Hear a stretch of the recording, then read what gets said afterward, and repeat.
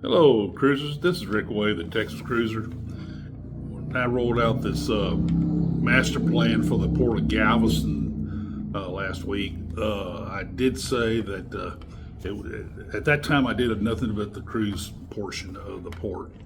Now I want to cover the cargo portion. I mentioned I was going to do that last week, and here it is. I'm going to go ahead and roll that out. It's interesting what the port is looking to do, and Roger Rees actually came out with a column today, kind of a little more in depth of what they're looking at. The column's more about the Pelican Island, how that needs to be improved now, and they're working on this. I got all kinds of governmental entities working together to try to get that bridge replaced with something much better than what it is now. But I'll get to that in a minute. The port master plan, if you look at this diagram, I was showing this before when I did the cruise portion. You'll see the Pelican Island, West Port, Mid Port, East Port. We're going to cover the West Port and the Pelican Island portion of it. Galveston Island has been a port, cargo port, and a port of call for immigration. It was a big immigration entry to the country at that time, many years ago, in the late 1800s, early 1900s, especially in the 1800s, because that's before the 1900 storm kind of messed things up here. But the port was big in cotton, the cotton exports to Europe, and there's all kinds of stuff passed through this port. And if you'll see some of my videos, I show some of the old Victorian style homes that are all over Galveston Island, especially up and down Broadway. I will soon be releasing some videos on that. That's my drive-bys. I did a drive-by on 14th Street today and showed a small portion of the Bishop's Palace, which is probably the premier house, Victorian-style house in Galveston Island. Definitely, they have tours there every day. When you come to Galveston, you got to tour that place. Anyway, I'm getting off topic here. The next diagram I'm going to pull up here, picture. I'm going to avoid all of of course, the cruise stuff we already covered. I'm not going to be bringing up the diagrams and pie charts and all that. I don't want to bore all you people with that stuff. So anyway, this first one is the Westport Phase 1. And they're looking at the time frame of 26 to 30, which is now. This is what they're doing now anyway. You'll see that the two white, looks like upside down L's. Those are slips they're filling in. You'll see another slip there that hasn't been filled in yet, but they're going to dam it off while they're eventually going to fill that in too. So they're reclaiming this acreage for cargo, and that's that they've been trying to get that done for many years. It's about $15 to $20 million to fill in each slip. But they got some grants and funding to do that now, and they're going willy-nilly at it, man, to get it all filled in.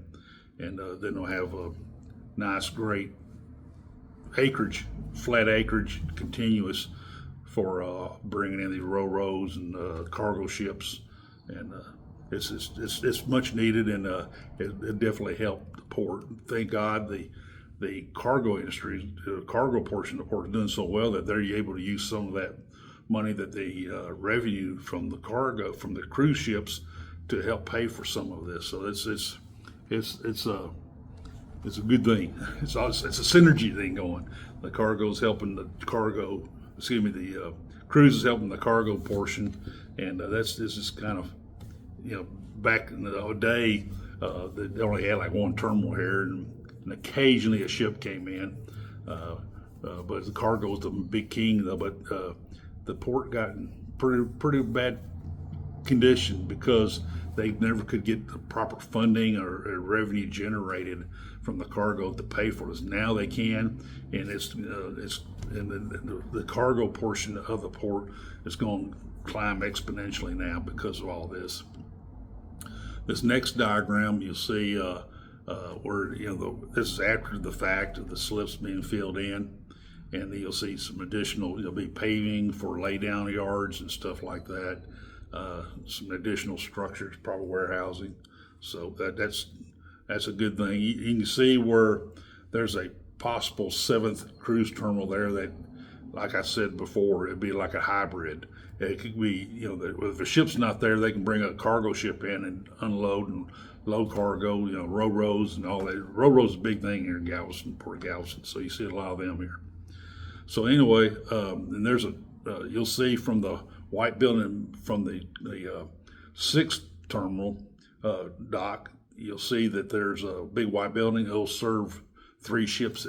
It'll be segregated inside the building to serve 3 cruise ships at a time, and you'll see these kind of like jetways and all that, like you see in airports, long orange walkways to the terminal, the gangways that take you to each ship, and especially to that 7th one. It'll be one that swings out of the way for the cargo, then it swings into place when the cruise ship comes in. So that's the thought process there for that 7th terminal when I get around to that. You'll see some additional improvements here. They'll probably build a maritime port and office complex there. So that's, and here's where I talk about the flex berth a little more in depth. And you'll see some cargo warehouses going in. This is phase 3, 36 through 45. Way things have been going here, I mean, that time frame was very fluid. It could very well move up, like a lot of things in this port has. On the last master plan, it was a 20-year master plan that was done in 10 years. So, so that's why we have a new master plan so quick, before even the other one run out on time frame. So, anyway, it was no longer doing the job. First, tell what's going on.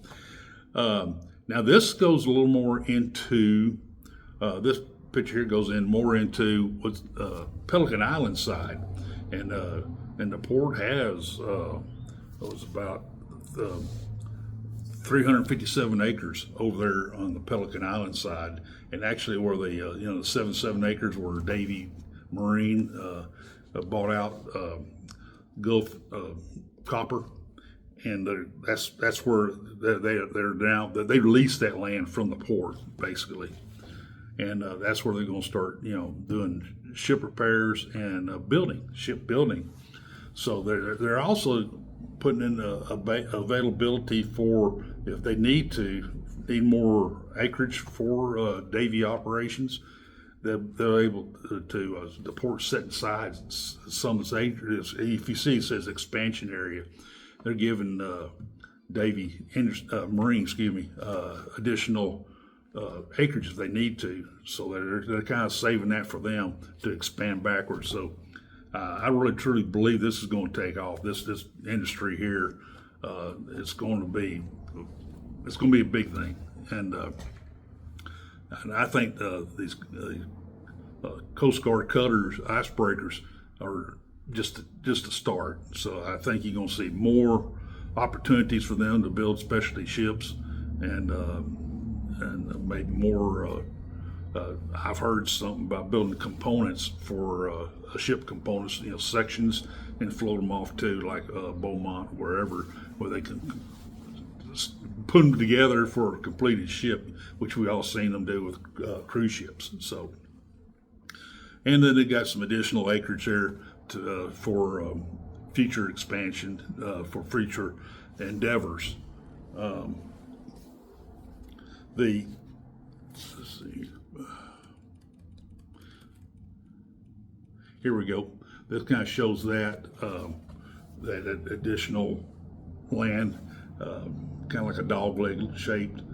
They'll have port berths, and they could be doing some more of that cargo like they do over there on the other side of the Terminal 7, possible Terminal 7. Be kind of the same thing going on over there, cargo berthing, cargo laydown areas, and this shows you the reason why we need the Pelican Island Bridge completed and done and built. So that's, I mean,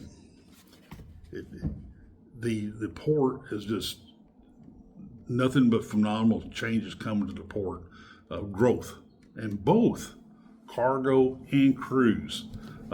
There's some people down here who whine and cry that we got too many eggs in the basket of cruise and all that, but that cruise portion is going to pay for this stuff to be done for the cargo, and the cargo is going, like they all say, you know, a rising tide raises all ships. Well, this definitely going to help raise the cargo portion of the port. In Roger Reeves' column today, he talked about all the growth potential. He's all talked about how much they need that Pelican Island Bridge to come in, and so they can do this expansion. And that's where he talked about the 77 acres that Davie Marine is occupying now, where they're going to try to give them additional acreage as they grow more.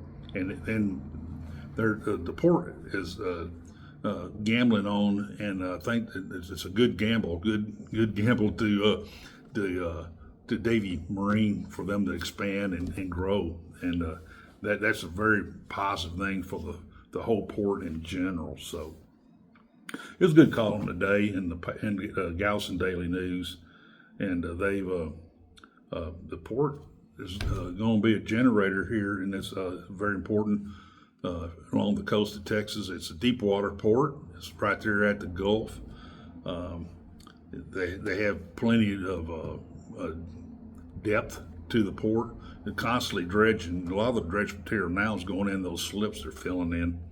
So it's folks, just stand by. Just like I always said, man, when I talked about the cruise side, it was the same thing on the cargo side. You had to stand by. They've they're going to make everybody happy down here, including the stevedores and the longshoremen here and all that. They're going to be happy with what's going to happen with the port. And a lot of them got jobs doing, helping the cruise ships too. They're the ones who drive those forklifts. A lot of those are longshoremen and all that. So if you need a job, come to Galveston.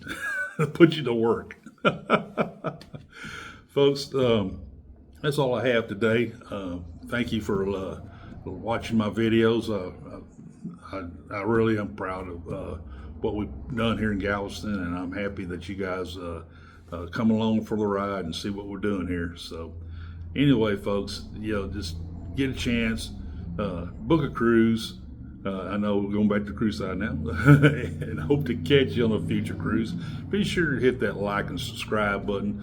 Miss Donna, she likes that when that happens. She gives me a pat on the back every once in a while for that. So, I like the little pats on the back of Miss Donna. So, anyway, folks, and by the way, get a chance, man, become a member. I do some cool stuff for the members now. So, when you get a chance, be a member and be a part of the Texas Cruiser Fan Club. You folks, y'all have a wonderful weekend, and I'll talk to you later. Bye.